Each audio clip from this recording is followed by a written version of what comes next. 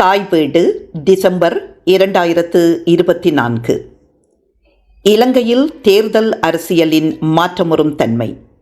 2024ஆம் ஆண்டு சனாதிபதி தேர்தலும் அதன் தாக்கமும். எழுதியவர்கள் ரமேஷ் ராமசாமி, எம் இஹ்ஜாஸ். வாசிப்பவர் ஆனந்தராணி பாலேந்திரா. மிகுந்த ஆவலுடன் எதிர்பார்க்கப்பட்ட இலங்கையின் சனாதிபதி தேர்தலானது தற்போதைய ஆட்சி முறை மற்றும் அரசியல் கலாசாரம் ஆகிய இரண்டிலும் ஓர் அடிப்படை மாற்றத்தை வலியுறுத்தி தேர்தல் பிரசாரத்தை மேற்கொண்ட அனுரகுமார திசாநாயக்காவின் ஏகேடி வெற்றியோடு முடிவுக்கு வந்துள்ளது. இத்தகையதொரு மாற்றம் ஒன்றினையே 2022ஆம் ஆண்டு இடம்பெற்ற ஜனதா அறகலைய என்று அழைக்கப்படும் மக்கள் எதிர்ப்பு போராட்டத்தின் மூலம் இளைஞர்களும் கோரி நின்றனர். தேசிய மற்றும் சர்வதேச அவதானிப்பாளர்களின் கூற்றுப்படி 2024ஆம் ஆண்டின் சனாதிபதி தேர்தலானது மக்கள் தமது இறைமை அதிகாரத்தை பயன்படுத்தி தமது ஆட்சியாளர்களை சுதந்திரமாக தெரிவு செய்வதற்கு வாய்ப்பு கிட்டிய மிகவும் அமைதியானதும் சுதந்திரமானதும் நேர்மையானதுமான தேர்தலாகும். எனவே இலங்கையின் பிரதிநிதித்துவ ஜனநாயகம் மீண்டும் ஒருமுறை பரிசோதனைக்கு உட்படுத்தப்பட்டுள்ளதோடு அதிகாரத்தை கைமாற்றுவதற்கான ஒரேயொரு வழி என்ற வகையில் ஜனநாயகம் இலங்கையில் மீள உறுதிப்படுத்தப்பட்டுள்ளது. ஓர் அரசியல் முறைமை என்ற வகையில் ஜனநாயகத்தின் மீதான இலங்கை மக்களின் பற்றுறுதி மற்றும் திட நம்பிக்கை ஆகியவற்றை இத்தேர்தல் மீண்டும் ஒருமுறை பறைசாற்றியுள்ளது. சுமார் 75% இலங்கையர்கள் தேர்தலில் வாக்களித்தமை இதற்கான சான்றாகும். தேர்தலின் பின்னர் முன்னைய ரணில் விக்ரமசிங்க அரசாங்கத்திடம் இருந்த அதிகார கைமாற்றம் அமைதியான முறையில் இடம்பெற்றுள்ளது. இது இலங்கையின் பலமான நிறுவனமயப்படுத்தப்பட்ட ஜனநாயகத்துக்கான ஒரு சான்றாக அமைகிறது.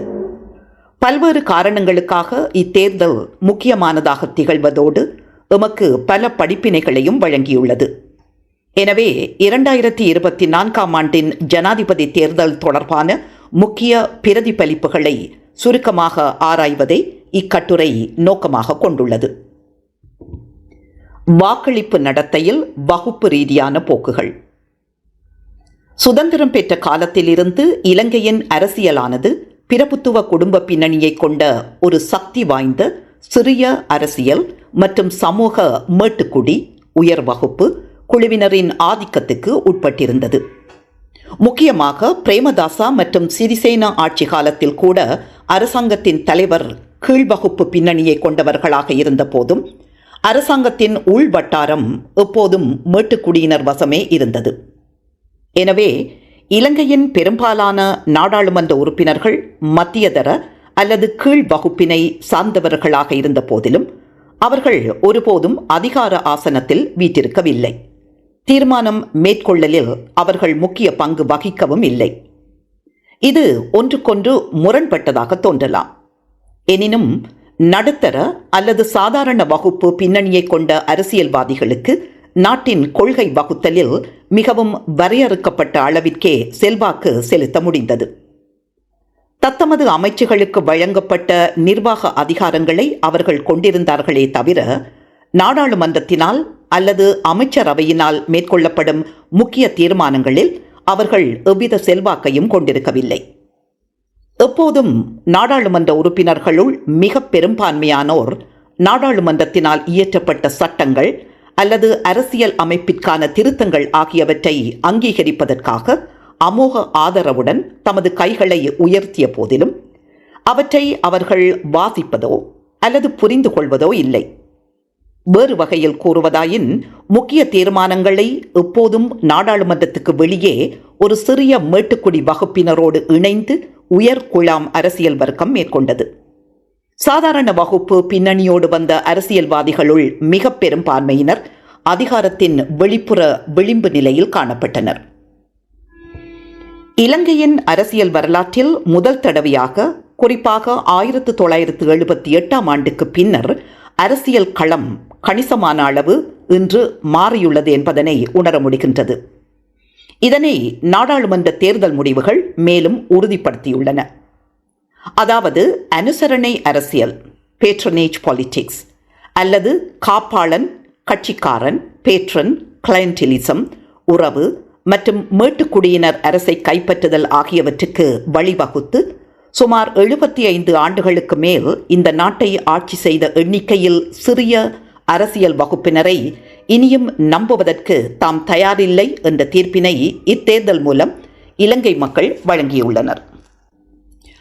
ஆளும் வர்க்கத்தினரின் தொடர்ச்சியான தீய ஆட்சி, ஊழல், அனுசரணை அரசியல், நண்பர் சார்புவாதம் மற்றும் பரம்பரை அரசியலை பாதுகாத்தல் ஆகியன காரணமாக இலங்கையின் வாக்காளர்களில் ஒரு கணிசமான பிரிவினர் ஆளும் வர்க்கத்தினர் மீது அதிருப்தியுற்றுள்ளனர் அல்லது அவர்களை வெறுக்கவும் செய்கின்றனர் என்பதை 2024ஆம் ஆண்டு சனாதிபதி மற்றும் நாடாளுமன்ற தேர்தல் முடிவுகள் எடுத்துக்காட்டுகின்றன.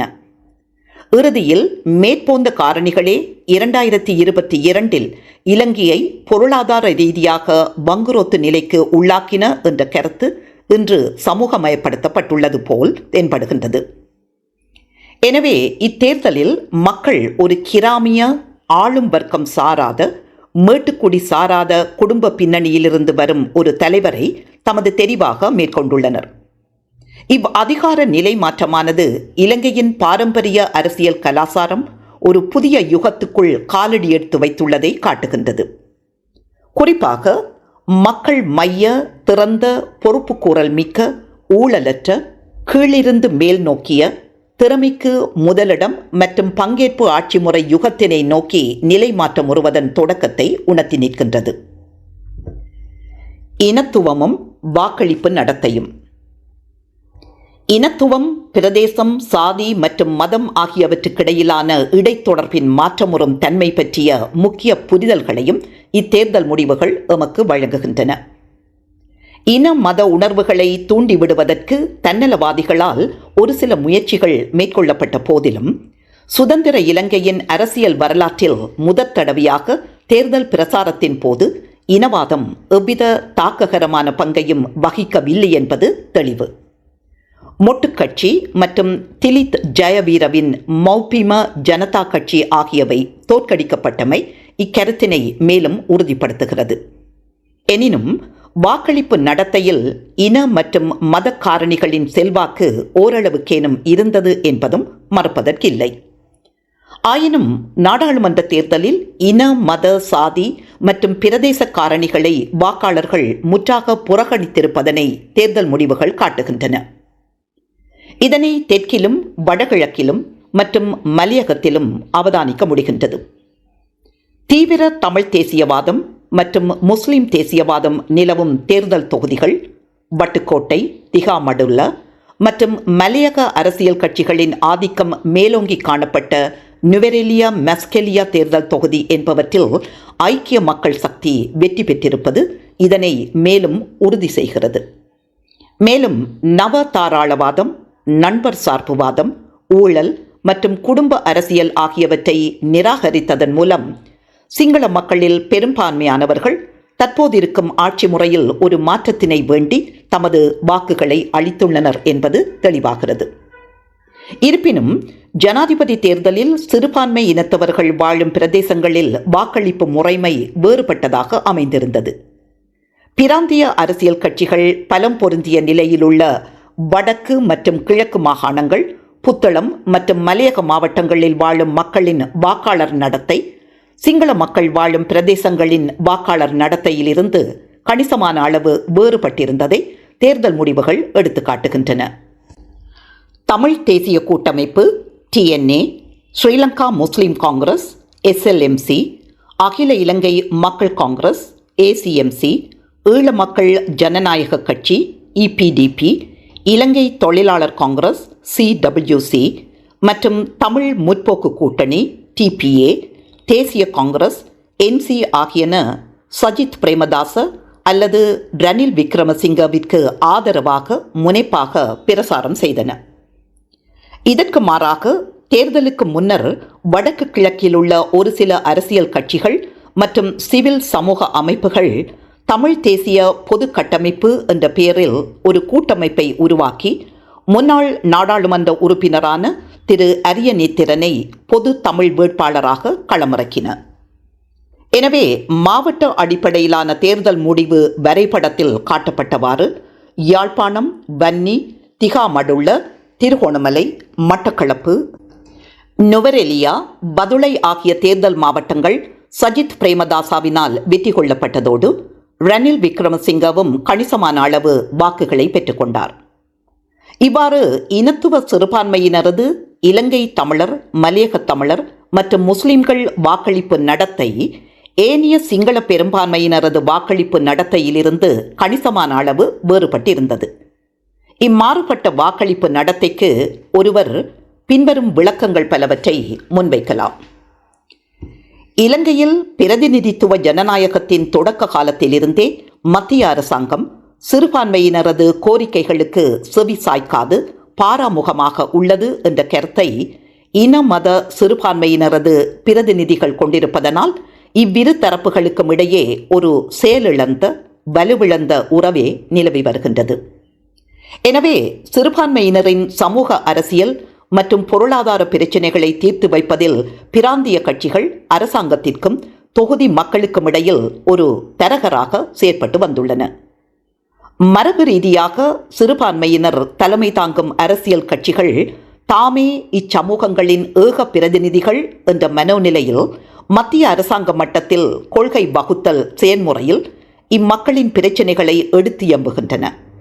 அதனால் சிறுபான்மை மக்களுக்கு கிடைத்த பயன் என்ன என்பது தனியாக ஆராயப்பட வேண்டிய வினாவாகும். ஆகையால் பிராந்திய கட்சிகள் ஒரு காப்பாளர், கட்சிக்காரர், பேட்ரன், கிளையண்ட் எனும் அணுகுமுறையையும் போசகர் வலை அமைப்புகளையும் அத்துடன் இன மத தேசியவாதத்தையும் பயன்படுத்தி உள்ளூர் குடிமக்களோடு ஒரு நெருக்கமான உறவை கட்டி எழுப்பியுள்ளன.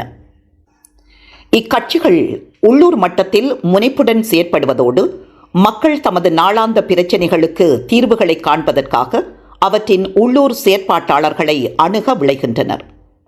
கட்சிக்கும் வாக்காளருக்கும் இடையிலான உறவுகள் இப்பிரதேசங்களில் பலமானதாக உள்ளன. எனவே மக்கள் தேசிய மட்ட கட்சிகளை விட இப்பிராந்திய கட்சிகளுக்கு அரசியல் ரீதியாக அதிகம் விசுவாசமாக உள்ளனர் அல்லது பிணைக்கப்பட்டுள்ளனர் எனலாம். எனவே சனாதிபதி தேர்தல்களின் போது வாக்காளர்கள் வழமையாக தமது தேர்தல் தெரிவுகளை மேற்கொள்வதில் பிராந்திய இனத்துவ கட்சிகளின் தலைவர்களால் வழங்கப்படும் அறிவுறுத்தல்களையே பின்பற்றுகின்றனர். மேலும் இப்பிராந்திய இனத்துவ கட்சிகள் பெருமளவில் தலைவர் மைய, தனிநபர் தன்மை மிக்க மற்றும் குறைந்தளவிலான ஜனநாயகத்தினை கொண்டவையாக காணப்படுகின்றன. எனவே இனத்துவம், சாதி மற்றும் மதம் ஆகியன பிராந்திய இனத்துவ கட்சிகளோடு வலுவாக பிணைக்கப்பட்டுள்ளன. எனினும் இக்கட்சிகள் தேசிய தேர்தல்களில் தேசிய கட்சிகளோடு இணைந்து செயற்படுவதோடு சில சந்தர்ப்பங்களில் தேசிய மட்டத்தில் அரசாங்கத்தை அமைப்பதிலும் முக்கிய சக்திகளாக காணப்படுகின்றன. தேர்தல்களின் போது தேசிய மட்ட கட்சி தலைவர்கள் பிராந்திய இன மத கட்சிகளின் தலைவர்களின் ஆதரவுடன் அடிக்கடி சிறுபான்மையினர் செறிவாக வாழும் பகுதிகளுக்கு விஜயம் செய்வதானது அச்சமூகத்தின் மீது ஒருவித ஏகபோகத்தை சிறுபான்மையினர் தலைவர்களுக்கு தவறுதலாக வழங்குகிறது. தேசிய மட்ட கட்சிகள் சிறுபான்மை பகுதிகளில் தமது அரசியல் அலுவலகங்களை கொண்டிருந்த போதிலும் தமது பணிகளுக்கு மக்களை ஒன்று திரட்டுவதில் அவை மிகவும் செயற்திறன் அற்றவையாக உள்ளன. அதேவேளை பிராந்திய கட்சிகள் மக்களுடன் இணைந்திருப்பதை உறுதி செய்வதற்காக அப்பிரதேச மக்களுடன் முறைசாரா கூட்டங்களையும் அனுசரணை வலை அமைப்புகளையும் பயன்படுத்துகின்றன. பிராந்திய கட்சிகள் தமது சமூகத்தின் மீது கொண்டிருக்கும் மேலாதிக்கமானது அரச அதிகாரம், வளங்கள், அமைச்சு பதவிகள் மற்றும் வேறு கண்கூடான மற்றும் கண்கூடற்ற பயன்களை பெற்றுக்கொள்வதற்கு உதவுகிறது. எனினும் அவை எந்தளவுக்கு தமது சமூகம் சார் நலன்களுக்கு பயன்படுத்தப்படுகின்றன என்பது கேள்விக்குறியே. முக்கியமாக தேசிய மட்ட கட்சிகள் சிறுபான்மையினர் உரிமைகள், அதிகார பகிர்வு, நல்லிணக்கம், சமாதானம் மற்றும் மனித உரிமைகள் ஆகியவை தொடர்பாக கொண்டிருக்கும் கொள்கைகள் தொடர்பாக ஒருவித எதிர்மறையான கருத்து சிறுபான்மை மக்கள் மத்தியில் காணப்படுகின்றது. இதற்கு வரலாற்று காரணிகள் பெரிதும் செல்வாக்கு செலுத்துகின்றன. பதிலுக்கு அவை சிறுபான்மை மக்கள் மத்தியில் தேசிய கட்சிகள் குறித்த நம்பிக்கை இனம் மற்றும் சந்தேகம் ஆகியவற்றுக்கு இட்டுச் சென்றுள்ளன. இவை அனைத்தும் சிறுபான்மை வாக்காளர்களுக்கும் தேசிய கட்சிகளுக்கும் இடையே ஒரு பகைமையான உறவுக்கு வித்துட்டுள்ளதாக சிலர் வாதிடுகின்றனர். இது தேசிய கட்சிகளுடன் சிறுபான்மை கட்சிகள் இணைந்து செயற்படுவதற்கான அவகாசத்தினை குறைவடைய செய்துள்ளது. சில சந்தர்ப்பங்களில் இது தொடர்பாடல் மொழிகளில் காணப்படும் மட்டுப்பாடுகள் காரணமாக பரப்பப்படும் தவறான தகவல்களினால் ஏற்படுகிறது. தெற்கின் அரசியல் போக்குகள் தொடர்பாக தமிழ் ஊடகங்கள் சிறுபான்மையினருக்கு தகவல் வழங்கும் முறை வேறுபட்டதாக அமையலாம். சில சந்தர்ப்பங்களில் அத்தகைய துருவமயமாதல் சில பிராந்திய கட்சி தலைவர்களால் தாம் மீண்டும் தெரிவு செய்யப்படுவதையும் வேறு அரசியல் ஆதாயங்களையும் இலக்கு வைத்து தமது வாக்கு வங்கியை பாதுகாத்துக் கொள்வதற்காகவும் வேண்டுமென்றே மேற்கொள்ளப்பட்டுள்ளது. இவை அனைத்தும் சிறுபான்மையினரின் வாக்களிப்பு நடத்தையில் பெரிய அளவிலான தாக்கத்தை செலுத்துகின்றன. இத்தகைய வாக்களிப்பு வேற்றுமை 2005, 2010, 2015, 2019 மற்றும் 2024 ஆண்டுகளின் சனாதிபதி தேர்தல்களில் பிரதிபலித்துள்ளது. இதன்போது சிறுபான்மை இனத்தவரது வாக்களிப்பு நடத்தை நாட்டின் ஏனைய பகுதிகளில் இருந்து வேறுபடுகின்றது. ஆகவே முன்னைய மற்றும் தற்போதைய ஜனாதிபதி தேர்தல்களின் முடிவுகளின் அடிப்படையில் நோக்கும் போது இனத்துவ சிறுபான்மையினர் தமது தெரிவுகளை பெரும்பாலும் தமது கட்சியின் வேண்டுகோளுக்கும் நிகழ்ச்சி நிரலுக்கும் அமையவே மேற்கொள்கின்றனர் என்று வாதிட முடியும். சனாதிபதி தேர்தல் முடிவுற்ற உடனேயே சிறுபான்மை இனத்தவருக்கு எதிரான பெருமளவு விமர்சனங்களை நாம் கண்டுள்ளோம். எனினும் வெறுமனே அவர்களது வாக்களிப்பு பங்கினை அடிப்படையாக கொண்டு சிறுபான்மை இனத்தவர்கள் தற்போதிருக்கும் ஆட்சி முறையை திருத்தி அமைப்பதற்கு தயாராக இல்லை என்று கற்பிதம் கொள்வது நியாயமானதல்ல. மாறாக அவர்கள் வாழுகின்ற அரசியல் சூழ்நிலை மற்றும் பல ஆண்டுகளாக பிராந்திய கட்சிகளினால் விருத்தி செய்யப்பட்ட அரசியல் கலாசாரம் ஆகியன அவர்களது தேர்தல் நடத்தையை வடிவமைப்பதில் பெருமளவு தாக்கம் செலுத்தியுள்ளது. இது பாரம்பரிய கட்சி தாபனங்களையும் காலத்துக்கொவ்வாத பழமை வாய்ந்த அரசியல் கலாசாரத்தையும் நிராகரிப்பதற்கான அவர்களது வாய்ப்பை மட்டுப்படுத்தியிருப்பதாக தென்படுகிறது. ஆயினும் இப்போக்கினை நாடாளுமன்ற தேர்தலில் மாற்றியுள்ளனர் என்பது சிறுபான்மை தேர்தல் அரசியலில் ஏற்பட்டுள்ள பாரிய மாற்றமாகும். எனவே எதிர்காலத்தில் தேசிய மட்ட கட்சிகள் இப்பகுதிகளில் தமது கட்சி அலுவலகங்களை வலுவூட்டியும் உயிர்ப்பூட்டியும் தமது அரசியல் நிகழ்ச்சி திட்டங்களில் சிறுபான்மையினரை நேரடியாக ஈடுபடுத்திக் கொள்வதற்கு கூடுதல் முயற்சியொன்றை மேற்கொள்ள வேண்டும். மேலும் தேசிய கட்சிகள் உள்ளூர் மட்டத்தில் தொடர்ச்சியான கலந்துரையாடல்கள், கூட்டங்கள், கள விஜயங்கள் மற்றும் சமூக மட்டத்திலான நிகழ்ச்சிகள் போன்றவற்றை மேற்கொள்ளலாம். இவை அனைத்தும் நம்பிக்கையை கட்டியெழுப்புதல், பரஸ்பர புரிந்துணர்வு, மதிப்பளித்தல் மற்றும் சிறுபான்மையினருடனான உறவு ஆகியவற்றை வளர்த்தெடுக்க உதவும். இவ்விடயத்தில் தேசிய கட்சிகளின் தொடர்பாடல் மொழி மற்றும் சரியானதும் நம்பகமானதுமான தகவல்களை பரப்புதல் ஆகியன முக்கியமாகும். மேலும் பாரம்பரிய அரசியலில் ஒரு மாற்றத்தை கோரும் தேசிய கட்சிகள் உள்ளூர் இளைஞர்களோடு இணைந்து செயற்படுவதும் தமது அரசியல் தளத்தை விரிவுபடுத்துவதற்கு உதவும். வடக்கு கிழக்கு மற்றும் மலையக பகுதிகள் மாத்திரமின்றி கண்டி மற்றும் புத்தளம் முதலிய சிறுபான்மை மக்களின் வாக்குகளை ஒன்று திரட்டுவதற்கு சரியான பொறிமுறையொன்றினை தேசிய கட்சிகள் பின்பற்றுமாயின் பிராந்திய கட்சிகள் உருவாக்கியுள்ள அரசியல் கலாசாரத்தை மாற்றியமைக்க வாய்ப்பு ஏற்படலாம். தேசிய மக்கள் சக்தியின் NPP செயற்பாடுகள் அத்தகைய மாற்றம் ஒன்றிற்கான தேவையினை சிறுபான்மை இளைஞர்கள் மத்தியில் ஏற்படுத்தியுள்ளது எனலாம்.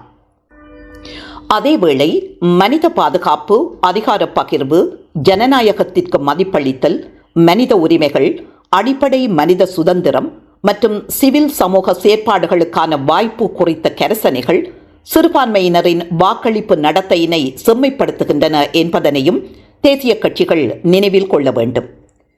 ஆகவே இது குறித்த தெளிவான புரிதல் பிரதான தேசிய கட்சிகளுக்கு இருக்க வேண்டும். மேற்கூறப்பட்டவற்றிற்கு மதிப்பளிக்கும் வேட்பாளர்களுக்கு பிராந்திய கட்சிகள் தமது ஆதரவை வழங்கும் போக்கும் காணப்படுகின்றது. எனவே சிறுபான்மையினருக்கு ஆக குறைந்தளவு தீங்கிழைக்கும் வேட்பாளரை தெரிவு செய்யுமாறு அவர்கள் தமது ஆதரவாளர்களை கோருகின்றனர். எனினும் வரலாற்று ரீதியாக பல சந்தர்ப்பங்களில் எதிர்பார்ப்பு பூர்த்தி செய்யப்படவில்லை. இவற்றுக்கு அப்பால் சிறுபான்மை மக்கள் ஏன் பிராந்திய அரசியலை நோக்கி தள்ளப்பட்டார்கள், அதற்கான வரலாற்று காரணிகள் மற்றும் தேசிய கட்சிகள் காலம் காலமாக இம்மக்களின் பிரச்சினைகளை கையாண்ட விதம் போன்றவற்றினை தேசிய கட்சிகள் புரிந்து கொள்வது மற்றும் அதற்கேற்ற வகையில் தமது கொள்கைகளை திருத்தி மாற்றிக்கொள்வது என்பன சிறுபான்மை மக்களை அணுகுவதற்கான வாய்ப்பினை அதிகரிக்கும். நாடாளுமன்ற தேர்தலில் ஒட்டுமொத்த சிறுபான்மை மக்களும் புதிய எதிர்பார்ப்புடன் தேசிய மக்கள் சக்திக்கு வாக்களித்துள்ளார்கள். அந்த நம்பிக்கையினை தொடர்ந்து பேணுவதற்கு அவசியமான செயற்பாடுகளை முன்னெடுப்பது புதிய அரசாங்கத்துக்குள்ள சவாலாகும். அது தேசிய மக்கள் சக்திக்கும் சிறுபான்மை மக்களுக்கும் இடையிலான எதிர்கால உறவு பாதையினை தீர்மானிக்கும். ஜனாதிபதி தேர்தலில் சிறுபான்மையினருள் ஒரு பிரிவினர் கட்சி செல்வாக்கின்றி தமது தெரிவை தாமே சுதந்திரமாக மேற்கொண்டுள்ளனர். எடுத்துக்காட்டாக இத்தேர்தலில் அனுரகுமார திசநாயக்கா யாழ்ப்பாணம் 27,086, வன்னி 21,412, மட்டக்களப்பு 38,832, நுவரெலியா 105,057 ஆகிய மாவட்டங்களில் கணிசமான அளவு வாக்குகளை பெற்றுள்ளார். 2019 ஆண்டு அனுரா பெற்ற வாக்குகளுடன் ஒப்பிடுகையில் இது சிறுபான்மையினர் தலைமை தாங்கும் கட்சிகளின் மேலாதிக்கத்துக்கான ஒரு சவாலை வெளிப்படுத்தும் கவனிக்கத்தக்கதொரு மாற்றமாகும். வடக்கு கிழக்கிலும் மத்திய மலைநாட்டிலும் கணிசமான ஆதரவை பெற்றுக்கொள்ள தேசிய மக்கள் சக்திக்கு முடியுமாயின் அது தேசிய கட்சியொன்றுக்கும் இனத்துவ மத சிறுபான்மையினருக்கும் இடையிலான புதியதொரு உறவை, அதிலும் ஆரோக்கியமான நேரடி உறவினை தோற்றுவிக்கலாம். நாடாளுமன்ற தேர்தல் முடிவுகள் அதனை உறுதி செய்வதாக அமைந்துள்ளது. முக்கியமாக முஸ்லிம் இளைஞர்கள், குறிப்பாக கல்வி அறிவை கொண்டவர்கள், வெளி உலகத்தை அறிந்தவர்கள், சமூக ஊடகங்களில் முனைப்பாக செயற்படுபவர்கள் மற்றும் சமூகத்தின் பல்வேறுபட்ட பிரிவினரோடும் இடைத்தொடர்புகளை பேணுபவர்கள் புதிய அரசியல் மாற்றத்தினை கோரி வாக்களித்துள்ளார்கள். இத்தகையதொரு போக்கினை பெருந்தோட்டப்புறங்களில் வாழும் இளைஞர்கள் மத்தியிலும் கண்கூடாக எம்மால் அவதானிக்க முடிகிறது. அவர்கள் சமூக ஊடகங்களின் மூலம் அனுரகுமார திசநாயக்காவுக்காக பிரச்சாரம் செய்ததோடு தற்போதுள்ள அரசியல் கலாசாரத்தில் மாற்றம் ஒன்றினை வேண்டி தேர்தல் தெரிவுகளை மேற்கொள்வதில் தமது நண்பர்கள் மற்றும் குடும்பத்தினர் மத்தியில் செல்வாக்கு செலுத்தினர். அவர்கள் தமது சமூகத்தின் பாரம்பரிய அரசியல் தலைவர்களை மிகவும் தீவிரமாக விமர்சனம் செய்பவர்களாக இருந்ததோடு தமது தலைவர்களது சந்தர்ப்பவாத நடத்தைகள் காரணமாக அவர்கள் மீது பெருமளவு அவநம்பிக்கையையும் கொண்டிருந்தனர். அவர்கள் தமது தலைவர்களின் அடிக்கடி மாற்றமுறும் அரசியல் நிலைப்பாடுகள், கட்சி தாவல்கள் மற்றும் சந்தர்ப்பவாத கொள்கைகள் ஆகியவற்றை விமர்சிப்பவர்களாகவும் இருந்தனர். எனவே தூய அரசியல் குறித்து கரிசனை கொண்டுள்ள புதிய அரசியல் கலாசாரம் ஒன்றை பற்றி கனவு காணும் இளம் தலைமுறையினர் தற்போதிருக்கும் பாரம்பரிய மற்றும் பிரபுத்துவ அரசியல் கலாசாரத்தை படிப்படியாக மாற்றி அமைப்பார்கள் என்பதில் ஐயமில்லை. ஆயினும் கட்சி கட்டமைப்புகள், ஒன்று திரட்டல் உபாயங்கள் மற்றும் பிராந்திய கட்சிகளினால் பயன்படுத்தப்படும் அனுசரணை வலையமைப்புகள் ஆகியவை காரணமாக இது ஒரு எளிதான பணியாக அமைந்துவிடாது. அவை மிகவும் பலமானவையாகவும் நிறுவனமயப்படுத்தப்பட்டவையாகவும் உள்ளன. அத்துடன் உள்ளூர் அரசியல் மற்றும் வர்த்தக மேட்டுக்குடியினர் உள்ளூர் அரசியலின் மிகவும் செல்வாக்கு மிக்கவர்களாகவும் உள்ளனர். எனவே அவர்கள் அத்தகைய மாற்றத்தை எதிர்ப்பார்கள். தமது அதிகாரத்தையும் செல்வாக்கையும் சமூக ஆதரவு பொறிமுறைகளையும் பயன்படுத்தி இளைஞர்களை அரசியல் ஈடுபாட்டிலிருந்து தனிமைப்படுத்துவார்கள். இது எதிர்காலத்தில் பாரம்பரிய அரசியல் கலாசாரத்தை மாற்றி அமைப்பதில் சிறுபான்மையின இளைஞர்கள் எதிர்நோக்க வேண்டியிருக்கும் ஒரு முக்கிய சவாலாக தோன்றுகிறது. எவ்வாறாயினும் ஜனாதிபதி தேர்தலின் போதும் அதற்கு பின்னரும் வடக்கு கிழக்கு உள்ளிட்ட இலங்கையின் பெரும்பாலான பகுதிகளில் வாழும் முஸ்லிம் இளைஞர்களின் ஆதரவு கணிசமாக தேசிய மக்கள் சக்தியினை நோக்கி நகர்ந்துள்ளமை குறிப்பிடத்தக்கதாகும். அதன் வெளிப்பாடே நாடாளுமன்ற தேர்தல் முடிவுகளாகும். நவ தாராளவாத நிகழ்ச்சி நிரலை நிராகரித்தல். மேலும் இலங்கை வாக்காளர்கள் தமது தேர்தல் ஜனநாயக வரலாற்றில் முதல் தடவையாக பிரபல தலைவர்களையும் அவர்களது யதார்த்தபூர்வமற்ற வாக்குறுதிகளையும் நிராகரித்து மக்கள் பிரச்சினைகளை தீர்க்கவல்ல மக்கள் மைய அரசாங்கம் ஒன்றை ஏற்படுத்துவதாக வாக்குறுதியளித்த ஒரு வேட்பாளரை ஜனாதிபதியாக தெரிவு செய்துள்ளனர். மத்தியதர மக்கள் மத்தியில் இவ்வுணர்வு மேலும் மிகவும் பலமாக உள்ளதாக தோன்றுகிறது. அதேவேளை விவசாயம், பண்ணைத் தொழில், சிறு தொழில் முயற்சியாண்மை, சுயதொழில் மற்றும் அரசாங்கத்தின் சமூக பாதுகாப்பு பயன்கள் ஆகியவற்றை நம்பியிருக்கும் சாதாரண மக்களின் சில பிரிவினர்களும் தேசிய மக்கள் சக்தியின் வேட்பாளரான அனுரகுமார திசநாயக்காவை ஆதரித்தனர். எனினும் இதற்கு மாறாக கிராமப்புற வாக்காளர்களுள் குறிப்பிடத்தக்க ஒரு பிரிவினர் சஜித் பிரேமதாசாவை ஆதரித்தனர் என்பது குறிப்பிடத்தக்கதாகும்.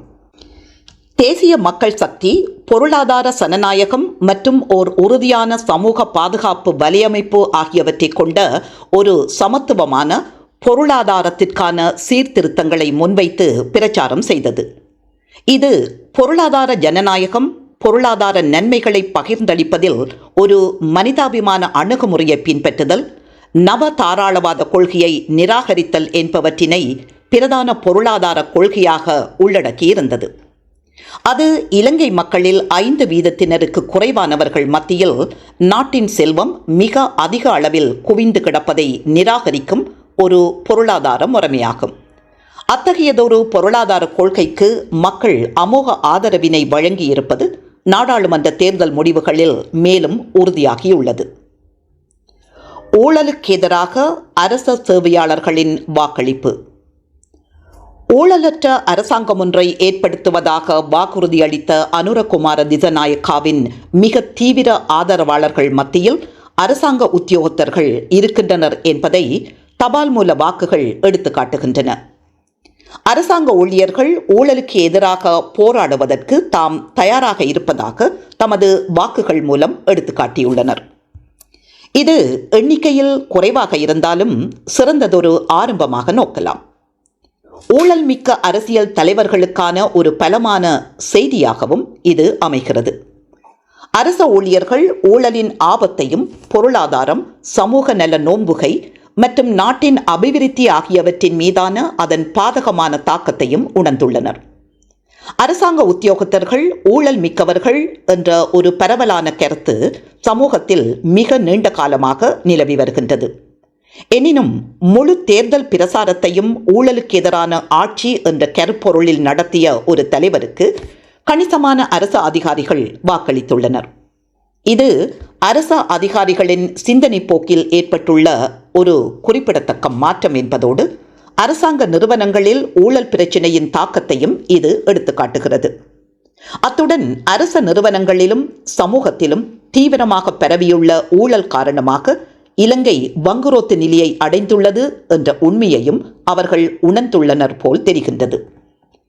அரசியல் தலையீடற்ற ஊழலுக்கு எதிரான நிறுவனங்களை பலப்படுத்துவதன் மூலம் ஊழலுக்கு எதிராக போராடுவதற்கு உறுதியான நடவடிக்கைகளை மேற்கொள்வதற்கு புதிய ஜனாதிபதிக்கு ஒருவித சட்டப்பூர்வ தன்மையை தபால் மூல வாக்குகள் வழங்கியுள்ளன.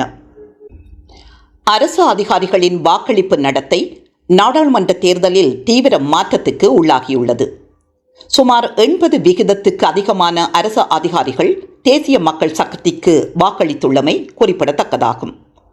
ஆகவே ஊழலற்ற ஓர் இலங்கை, சட்டவாட்சி எனும் கோட்பாட்டுக்கு இணங்க பொறுப்புக்கூறல் மற்றும் வெளிப்படைத்தன்மை மிக்க ஆட்சிக்கு மக்கள் ஆணை வழங்கியுள்ளனர். மக்கள் பல்வேறு காரணங்களினால் அரசாங்க நிறுவனங்களிலும் சட்டத்தை நிலைநாட்டும் அமைப்புகளிலும் நம்பிக்கையை இழந்துள்ளனர். எனவே அரசாங்க நிறுவனங்களுக்கு புத்துயிர் அளிப்பதும் அவற்றின் மீதான பிரசைகளது நம்பிக்கையை உறுதி செய்வதுமே தற்போதைய தேவையாகும். இது புதிய ஜனாதிபதியினால் நிறைவேற்றப்பட வேண்டிய ஒரு மாபெரும் பணியாகும். கிராமப்புற சிங்கள மக்களின் வாக்களிப்பு கோலங்கள்.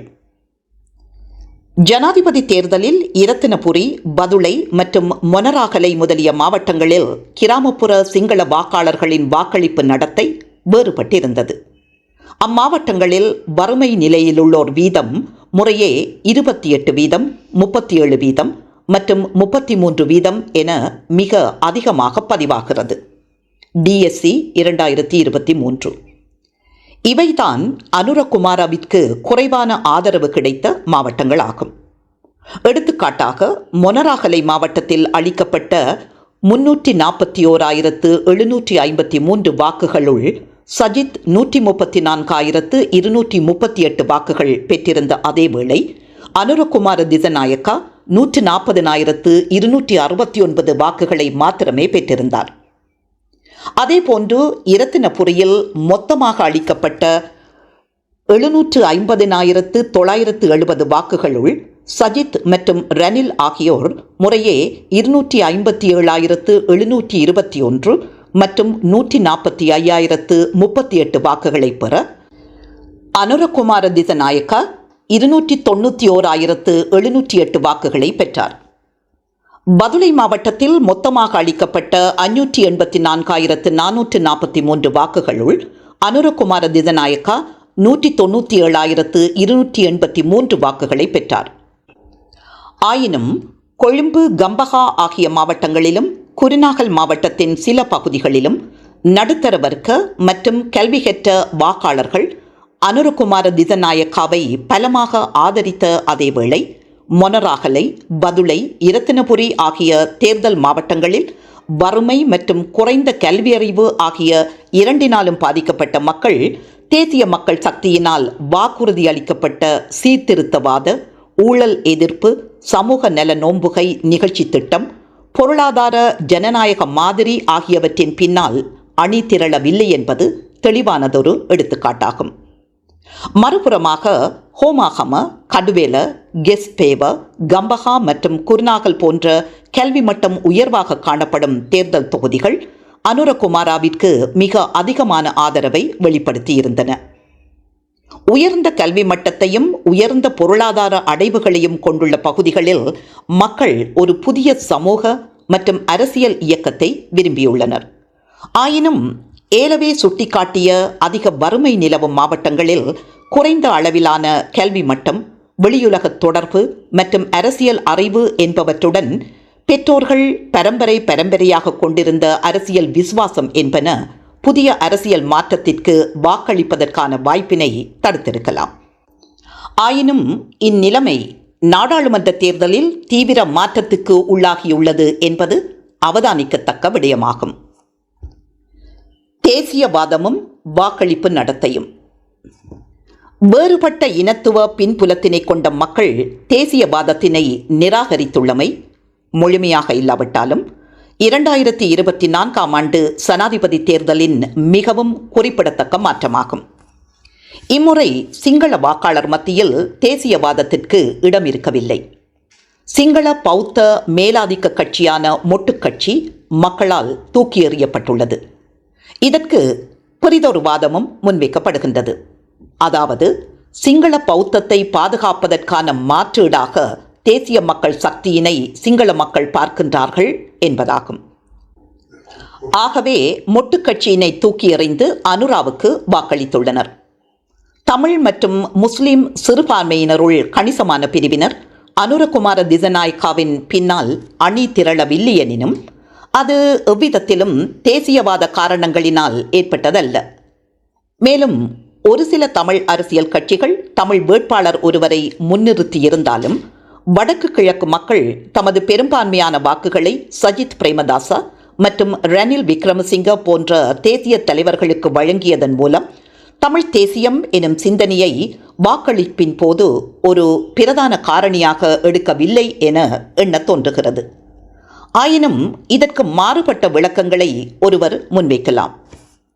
2 மில்லியனுக்கு மேற்பட்ட இலங்கை தமிழர் வாழும் ஒரு நாட்டில் தமிழ் பொது வேட்பாளர் 230,000க்கும் குறைவான வாக்குகளையே பெற முடிந்தது. இந்த வாக்களிப்பு பாங்கானது வடக்கு கிழக்கில் வாழும் தமிழர்கள் சமூக, அரசியல், பொருளாதார மற்றும் கலாசார விடயங்களில் சம உரிமை, அங்கீகாரம் மற்றும் மதிப்பு ஆகியவற்றோடு ஓர் ஐக்கிய இலங்கைக்குள் வாழ விரும்புகிறார்கள் என்பதை எடுத்துக்காட்டுகிறது. ரணில் மற்றும் சஜித் ஆகியோர் வடக்கு கிழக்கு தமிழ் மக்களுக்கு பரிச்சயமான நபர்களாகவும் அனுரகுமார திசநாயக்கா அவர்கள் பரிச்சயமற்றவராக இருப்பதனால் வாக்களிப்பதனை தவிர்த்திருக்கலாம். நாடாளுமன்ற தேர்தல் முடிவுகள் மூலம் தமிழ் மக்கள் ஒரு தெளிவான செய்தியினை தெற்கிற்கு வழங்கியுள்ளார்கள். ஐக்கிய இலங்கைக்குள் சம உரிமைகளுடன் வாழ விரும்புவதே அச்செய்தியாகும். தெற்கின் சிங்கள பௌத்த தேசியவாதத்திலும் வடகிழக்கு தமிழ் தேசியவாதத்திலும் முற்போக்கான மாற்றங்கள் ஏற்பட்டுள்ளன. இது தீவிர மாற்றமா இல்லையா என்ற முடிவுக்கு வருவதற்கு காலம் அவசியம். ஆயினும் இதனை நல்லதொரு ஆரம்பமாக எடுத்துக்கொண்டு தெற்கும் வடக்கும் ஒன்றிணைந்து பயணிக்க வேண்டும். அதுவே காலத்தின் தேவையாகும். நாடாளுமன்ற தேர்தல் முடிவுகள் அதனை தெளிவாக உணர்த்தியுள்ளது. இச்சந்தர்ப்பம் தவறவிடப்படுமாயின் இனி ஒருபோதும் இலங்கை தேசத்தினை கட்டியெழுப்ப அல்லது இலங்கை அரசை கட்டியெழுப்ப வாய்ப்பு கிடைக்காது. இதுவே தேசிய மக்கள் சக்திக்கு முன் எழுந்துள்ள பெரும் சவாலுமாகும். அரசியல் கட்சி முறைமையின் மாற்றமுறும் தன்மை மற்றும் அவநம்பிக்கை. ஜனாதிபதி தேர்தலில் மக்கள் ஐக்கிய தேசிய கட்சி, ஸ்ரீலங்கா சுதந்திர கட்சி மற்றும் புதிதாக தோன்றிய மொட்டு கட்சி SLPP ஆகிய பாரம்பரிய கட்சிகளை தெளிவாக நிராகரித்து தமது நம்பிக்கையை தேசிய மக்கள் சக்தியின் NPP மீதும் ஐக்கிய மக்கள் சக்தியின் SJB மீதும் வைத்துள்ளமையானது இலங்கையின் அரசியல் கட்சி முறைமையில் ஏற்பட்டுள்ள ஒரு தீவிர மாற்றத்தை இத்தேர்தல் முடிவுகள் எடுத்துக்காட்டின. இவ்விரு கட்சிகளும் கட்சி அரசியலில் ஆதிக்கம் செலுத்தும் இருபெரும் சக்திகளாக உருவெடுத்து நாட்டின் அரசியல் களத்தை வடிவமைக்கும் என எதிர்பார்க்கப்பட்டது. ஆயினும் நாடாளுமன்ற தேர்தல் முடிவுகள் அனுமானத்தினை முற்றாக மாற்றியுள்ளது. மக்கள் நம்பிக்கை தேசிய மக்கள் சக்தியின் மீது பெரிய அளவில் அதிகரித்துள்ளது. எனவே தேசிய மக்கள் சக்தி பழைய கட்சிகளை பதிலீடு செய்துள்ளதுடன் இலங்கையின் அரசியல் கட்சி முறைமையும் ஒரு தீவிர மாற்றத்துக்கு உள்ளாக்கியுள்ளதனையும் காட்டுகின்றது.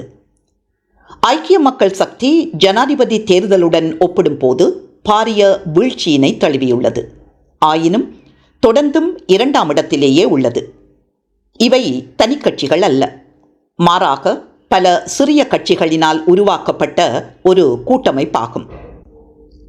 தேசிய மக்கள் சக்தி மற்றும் ஐக்கிய மக்கள் சக்தி ஆகியன தமது கொள்கைகள், சித்தாந்தங்கள் மற்றும் சௌகரியம் ஆகியவற்றை பின்பற்றும் இடதுசாரி மற்றும் வலதுசாரி கட்சிகளோடு செயற்படுவதற்கான வாய்ப்பை வழங்கும் அதேவேளை இலங்கையில் அரசியல் கட்சி முறைமை மீண்டும் ஒரு இரு கட்சி முறைமையாக இருக்கப் போகின்றது என்பதும் தெளிவாகிறது.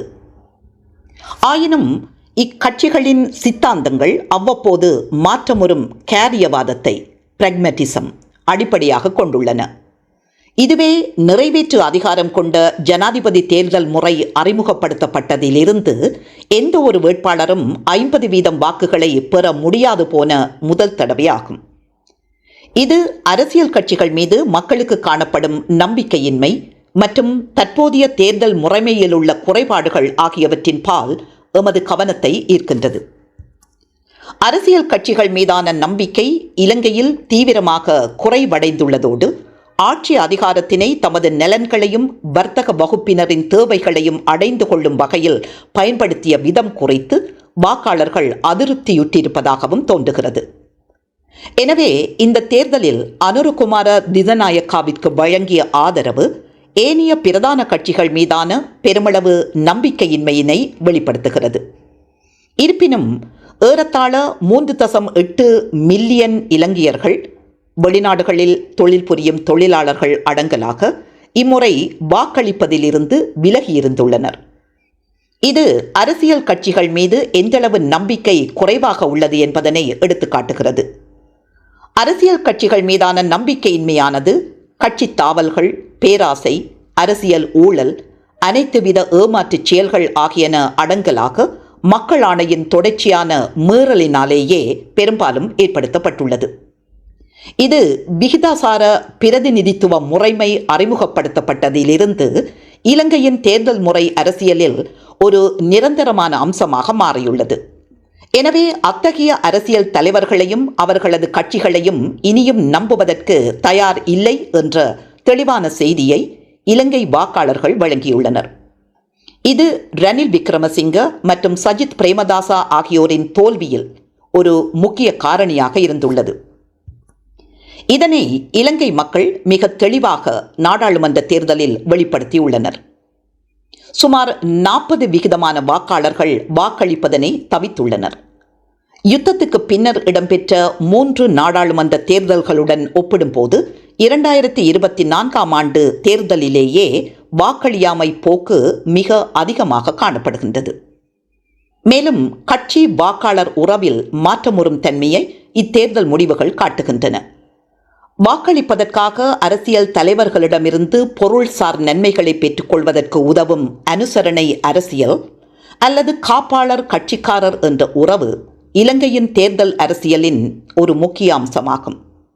இந்த பாங்கானது வாக்குகளை பெற்றுக்கொள்வதற்காக உள்ளூர் மட்ட கட்சி அமைப்பாளர்கள் பல்வேறு வகையான பொருள்சார் பயன்களை தமது கட்சிக்காரர்களுக்கு வழங்கும் கலாசாரம் மிகவும் பலமாக விளங்குகின்றது.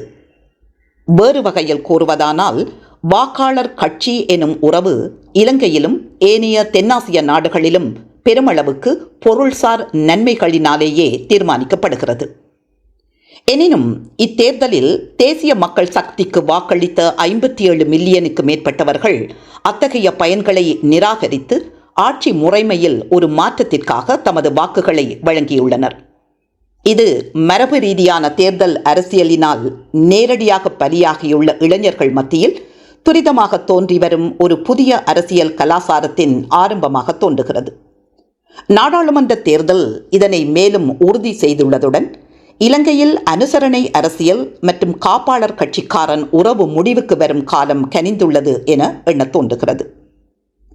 ஜனாதிபதி தேர்தல் முடிவுகள் காட்டிய புரிதொரு விடயம் யாதெனில், இலங்கையின் தேர்தல் அரசியல், வாக்காளர் நடத்தை மற்றும் கட்சி அரசியல் மிக வேகமாக மாற்றமுறும் தன்மையாகும்.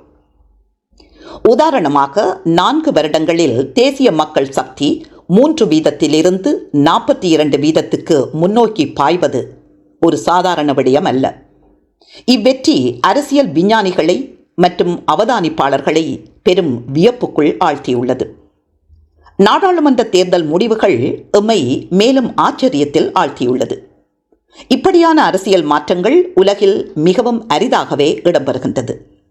அத்துடன் 2019ஆம் ஆண்டு ஜனாதிபதி தேர்தலில் கோத்தபாய ராஜபக்ஷ 6.9 மில்லியன் வாக்குகளையும் 2020 நாடாளுமன்ற தேர்தலில் தெளிவான 3/2 பெரும்பான்மையையும் பெற்றுக்கொள்வதற்கு உதவியது சிங்கள பௌத்த பெரும்பான்மை வாதத்தின் அடிப்படையில் கட்டியெழுப்பப்பட்ட பலமிக்க மொட்டுக்கட்சியாகும்.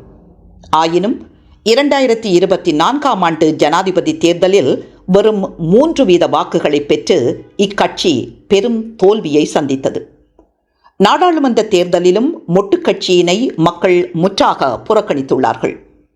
இத்தேர்தலிலிருந்து நாம் கற்றுக்கொள்ளக்கூடிய பாடம், இலங்கையின் தேர்தல் அரசியல் களம் துரிதமாக மாறி வருகிறது என்பதும், வாக்காளர்கள் அரசியல் நிகழ்வுகள் குறித்து நன்கு அறிந்திருக்கிறார்கள் என்பதும், அவர்கள் தமது ஜனநாயக உரிமைகளை பயன்படுத்தி தேர்தல் நடைமுறை வாயிலாக ஊழல் மிக்க ஏமாற்று தலைவர்களை தண்டிப்பதில் அக்கறையாக உள்ளனர் என்பதும் ஆகும். ஊழல் மிக்க மற்றும் மக்கள் ஆணையினை மீறும் அரசியல்வாதிகளை மக்கள் தண்டிப்பதற்குள்ள ஒரே ஒரு சந்தர்ப்பம் தேர்தலாகும்.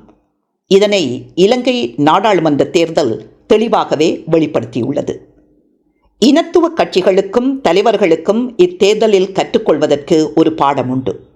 அதாவது வர்க்கபேதம், சாதி, பிரதேசம், இனத்துவம் மற்றும் மதம் ஆகியவற்றால் உருவாக்கப்படும் குறுகிய பிரதேசவாத அரசியலை மீள கட்டமைப்பதிலேயே அவர்களின் எதிர்கால அரசியல் பிழைப்பு தங்கியுள்ளது என்பதே அப்படிப்பினையாகும்.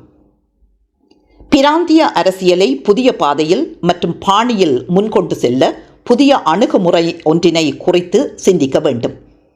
பெரும்பான்மை சிறுபான்மை எனும் சிந்தனை இத்தேர்தல் பிரச்சாரம் முழுவதிலும் அவ்வளவு கவர்ச்சியை பெறவில்லை.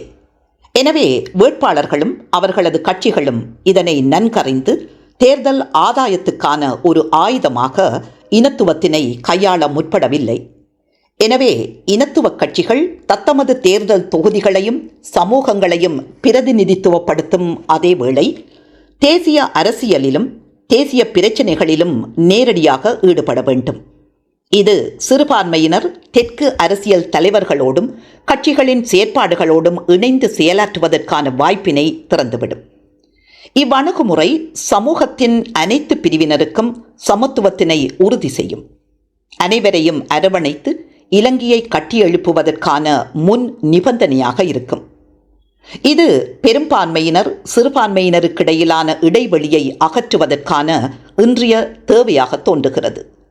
அத்தகைய மாற்றம் மிக ஆழமாக துருவமயமாக்கப்பட்டுள்ள இலங்கையின் தேர்தல் அரசியலின் தன்மையை நிச்சயமாக நிலைமாற்ற உதவும். இதற்கு தெற்கு அரசியல் கட்சிகள் மற்றும் தலைவர்கள் மத்தியில் சிறுபான்மையினரின் கோரிக்கைகளுக்கு மதிப்பளித்தல் மற்றும் அங்கீகரித்தல் ஏற்பட வேண்டும் என்பதுடன் சமூக பொருளாதார மற்றும் அரசியல் விடயங்களில் சமத்துவம் மற்றும் பரஸ்பர புரிந்துணர்வு நிலைநாட்டப்படவும் வேண்டும்.